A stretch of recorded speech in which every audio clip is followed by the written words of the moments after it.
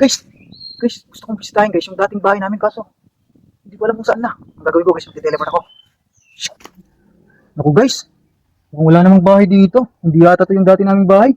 Isa pa guys, baka sakto na yung isa. Naku guys, mukhang nasa ilalim tayo ng mangga. Mukhang mali, isa pa. Guys, nasa puno na ako ng mangga. Uy, nakita ko na sa likod. Nandito yung bahay namin. Tama na to guys. Halika. Ito. Oh, grabe. Guys, ito pala yung dati naming bahay guys, no? Diba?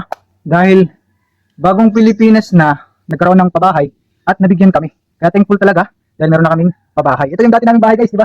Dumog na guys or ano na ba? Sira na guys. Papakita ko sa inyo yung bago naming bahay, pabahay. Okay? Magti-teleport din ako papunta doon.